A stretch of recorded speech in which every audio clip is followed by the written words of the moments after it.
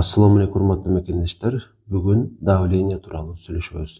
Кимдин жогорку кан басым оорусу болсо, анда ушул давлениянын көтөрүлүшүнөн сырткары дагы эки маселе кошо калыптанып кыйнайт. Биринчиси бул албетте холестерин, зыяндуу холестерин нормадан ашыкча боло берет. Ар биринде болбосо дагы көп адамдарда болуп турат. Анан экинчиси болсо бул тромб.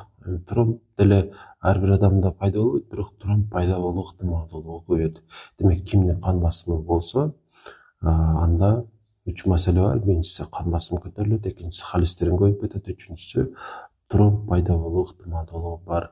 Бул жагдайлардын ар бирине медицинада сунуштар бар. Холестеринди азайта турган дары дагы бар, канды суюнтуп турчу дарылар дагы бар.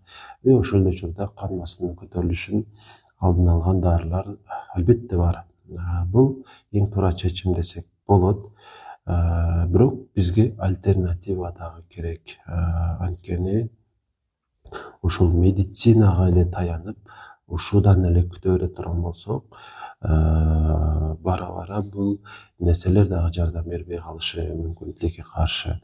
Өзү дарыгерлер деп коелу, көбүнчө ушул медицина аркылуу эле биздеги ушул оорудагы бир жагдайларга жараша эмне бериш керек болсо ошону менен эле чектелебиз да. Чындыгында маселеге өтө терең карап көргөн дагы өзүнүн пайдасын бербей койбойт. Ошондуктан эгерде сизде кан басым болсо, балким болуу ыктымалдуулугу болсо, айталы, сиздин атаңызда же апаңызда давление бар, сиздин жашыңыз да 30дан өтүп калды. Эми айталы бир 2-3 жылдан кийин сизде деле давление пайда болуп калышы мүмкүн. Анткени бул тукум куучу оору. Ошонун алдын алуу максатында же давлениеңиз болсо, ушул сиздеги болуп жаткан көйгөйлөр күчөшүнүн алдын алуу максатында ушундай бир табигый жолдорду дагы карап көрүшүбүз керек болот да. Анан эми кан басым бийик адамдардын ушул көйгөйүнө терең үңүлө турган болсок, биринчи кезекте ушул кан тамырлардын эмнеси жабыркайт, эндотелий деп коет. Ички ушул стенкасы да, эң ичинде турган жайгашкан бөлүгү кан тамырдын жабыркайт. Ошонун эсебинен кан басым көтөрүлчү болуп калат. Кан тамырларда бляшка деп коет. Ушундай холестериндер аркай жерине туруп калат жана бул тосулат. Бул гана эмес, бляшкалар дагы болот. Кан тамырдын четинен кошумча ушул бөлүктөрү пайда болуп калат да, жана бул албетте кооптуу. Ушулардын алдын алуу максатында же пайда болуп баштаган болсо, ушуларды жоюу максатында биз эмне кылышыбыз керек? Көйгөйгө тереңирээк үңүлүшүбүз керек. Максат ошол кан тамырдын эндотелийин жакшыртуу болушу керек да. Эгерде кан тамырдын эндотелийи бекем боло турган болсо, ийилчээк боло турган болсо, ошондо ушундай бир жаман жыйынтыктардын алдын алган болобуз, инфаркттын алдын алган болобуз, инсульттун алдын алган болобуз. Бул максатта биз эмне кылышыбыз керек? Биринчи кезекте кыла турган ишибиз, унутпаңыздар, бардык ширин азыктарды жегенди жок дегенде азайтыш керек, болбосо токтотуш керек. Анткени ушул кан тамырды өтө катуу жабырката турган биринчи нерсе бул ушул глюкоза. Нормада болсо жакшы, бирок ашыкча боло турган болсо, ал аны өтө жаман абалга келтирет да. Ошол себептүү биз ушул ширинди жегенди токтотушубуз керек. Эми албетте мен сахарым жок, жей берем дешиңиз мүмкүн. Туура, сиздин сахарыңыз жок, сизде инсулин бар өзүңүздө. Ошол инсулин бардык маселени чечип, ошол кан тамырлардын ичин тазалап турат. Бирок бул түбө элек эмес. Эгерде өтө чарчатып койсоңуз, инсулинди бара ал жардам бере албай калат. Ошонун эсебинен кан тамырлар бузулат. Андыктан эң оңой нерсе, баарыбыз жасай алабыз, ширин жегенди токтотолу. Анан биздин ушул денебиздин ар бир бөлүгүнө, ошол катары кан тамырларыбызга дагы табигый нерселер, мисалы таза аба, таза суу, ошондой эле күн дагы керек болот да. Андыктан күнгө дагы чыгып анча-мынча басып туруңуздар эртең менен. Бул өтө жагымдуу таасир этет. Жакшы маанайда жүргөн аракет кылалы. Анан дагы бир нерсе бар. Мул боюнча өтө кенен маалымат бере албайм, бирок билгеним айтып коеюн. Оксид азот деген нерсе бар.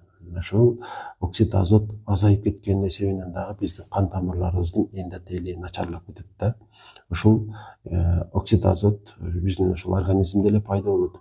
Ошонун азайышын алдын алып турушубуз керек, же болбосо көбөйтүп турушубуз керек. Муну кантип көбөйтөбүз? 2 азык сунушталат. Ушуларды рационго кошуп, жеп ичип турсак, кан тамырдын эндотелийин сактаган болобуз. Демек, сиздерге сунуштай турган 2 азыктын биринчиси бул какао порошок. Дээрлик колдонбойбуз. Балким дүкөндөрдөн, универмагдардан деп коебуз. Жанагы чоң супермаркеттер бар го, ошолордон тапсак керек. Ошол жерлерден издеп какао порошокту ичип туруңуздар. Ар күнү болбосо дагы бир жумада 2 жолу 3 жолу ичип турсаңыздар жакшы болот. Бул бири. Экинчиси, ошо биздин кан тамырларыбызга өзгөчө жакшы таасир этип, оксид азотту көбөйтүп бере турган нерсе бул кызылча. Кызылчадан сок чыгарып ичип туруңуздар, салат кылып жесеңиздер болот. Эң башкысы туруктуулук, айталы, какао порошокту дайыма ичип жүрүңүз. Кызылчаны дагы жок дегенде бир жумада 1 жолу 2 жолу жеп туруш керек, же согун чыгарып ичип туруш керек. Ач карын ичпеңиздер, ашказанды оорутуп коюшу мүмкүн. Кызылчанын согу тамактан кийин ичсеңиздер максатка ылайыктуу болот. Ушул айтылган сунуштарды аткарыңыздар. Биринчиси ширин жебейсиздер, экинчиси таза абада болосуздар, таза суу ичесиздер, күндү басасыздар, стрессти жоготуш керек да. Анан какао порошок, ушундай эле кызылча. Ушулардын баарын аткарып турсаңыздар, жана ошол врач жазган дарыларды зарылчылык болсо ичиш керек. Айтайын дегеним, кан басымы бар болгон ар бир адамга эле ушул бардык дарылар бирдей сунуштала бербейт. Анализ тапшырып коюш керек. Кан басымынын дарысын ичтиңиз, бул бир. Кете берет, токтотпойсуз, бирок мисалы холестеринге анализ тапшырып көрүш керек.